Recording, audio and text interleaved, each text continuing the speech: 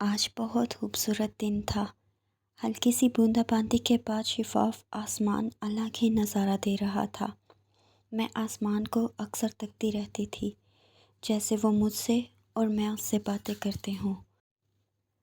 میں اسکول سے جلد آف لے لیا تھا۔ ماں کا دوپٹہ میچنگ میں لے کر آنا تھا۔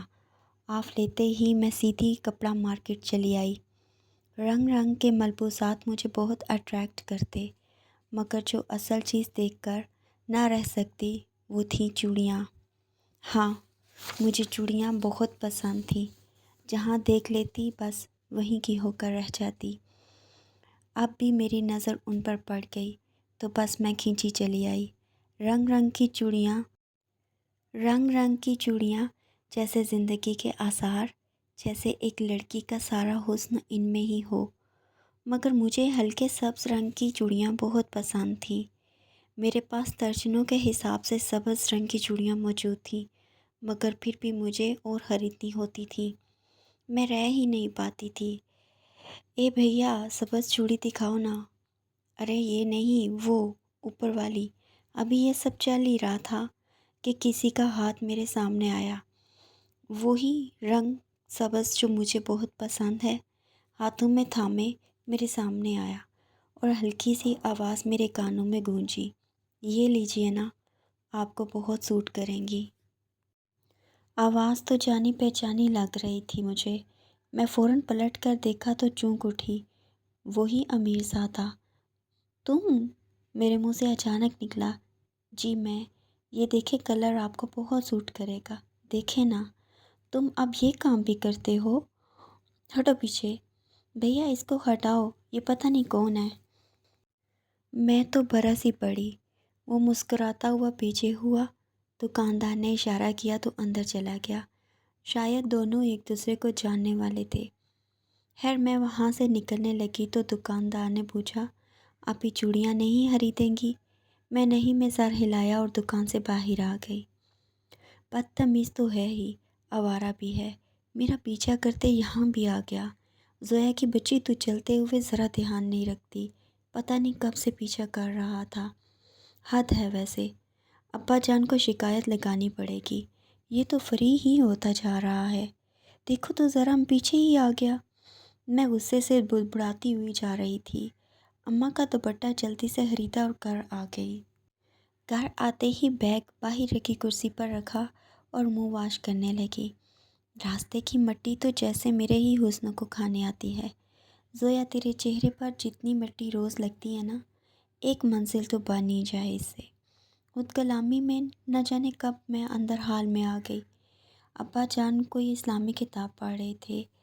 میں اونچی آواز میں سلام کیا تو اینک کے اندر سے ہی جھانکتے ہوئے بولے، وعلیکم السلام۔ آ گیا میرا پتر، ادھر آؤ، میرے پاس بیٹھو، آؤ، آ جاؤ۔ بتاؤ کیسا گزرا آج کا دن؟ ابا جان کی شفقت نے میرے سارے دن کی تھکن اتار پھینکی۔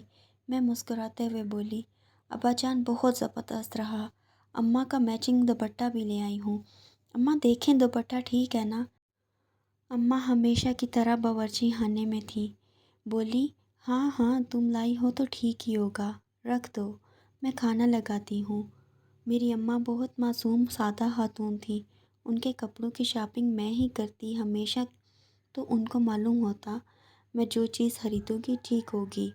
ہم دوپہر کے کھانے کے بعد سب سو جاتے۔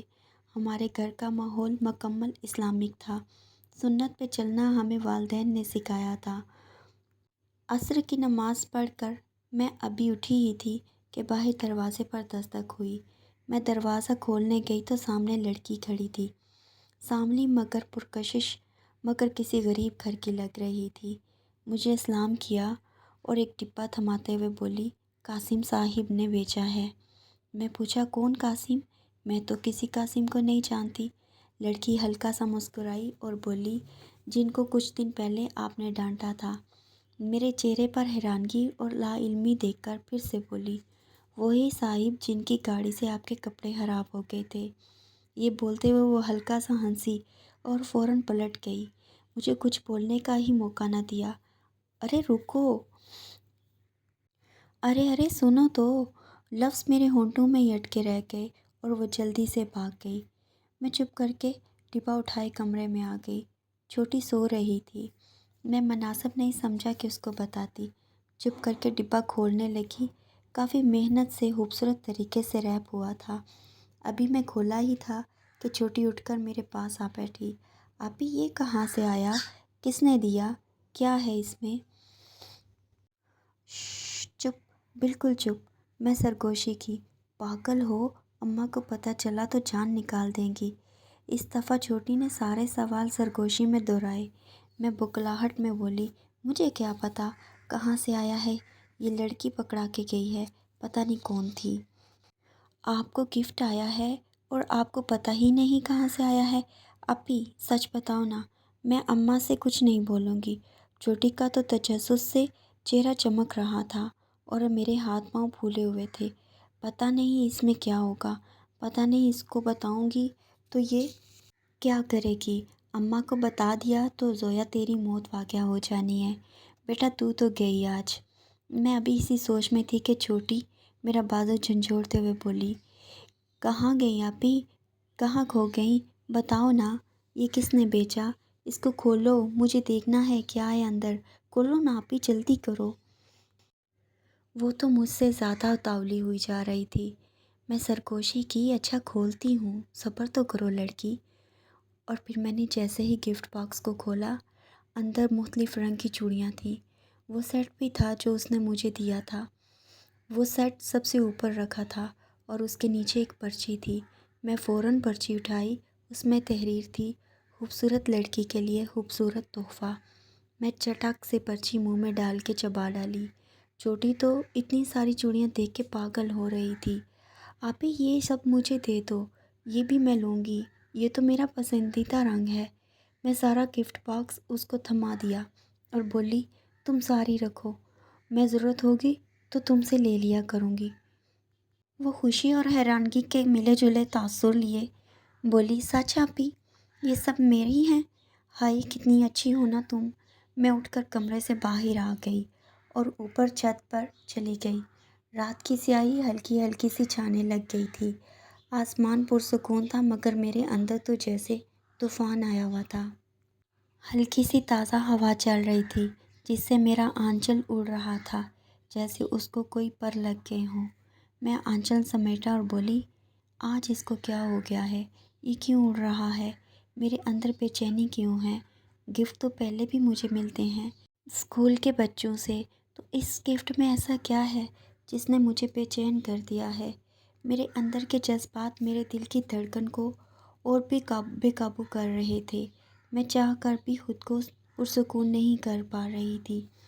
قاسم نام ہے اس کا، مجھے گفٹ کیوں بھیجا اس نے؟ کیا کہنا چاہ رہا ہے؟ آوارہ تھا، آوارہ ہے۔ میں تو اپنے اندر کو ہی جھٹلانے کی کوشش کر رہی تھی جبکہ میرا دل صاف آواز لگا رہا تھا کسی کے اس پیغام کی۔ میری دھڑکنیں مجھے زور سے دھڑکتے ہوئے سمجھا رہی تھیں، یہ محبت کا پیغام ہے زویا، اس کو تم سے محبت ہو گئی ہے۔ نہیں نہیں، ایسا نہیں ہو سکتا، ابا جان میری جان نکال دیں گے، ہمارے گھر کی روایات ایسی نہیں ہیں، مذہبی گھر ہے ہمارا، میں یہ غلطی نہیں کر سکتی، کبھی بھی نہیں۔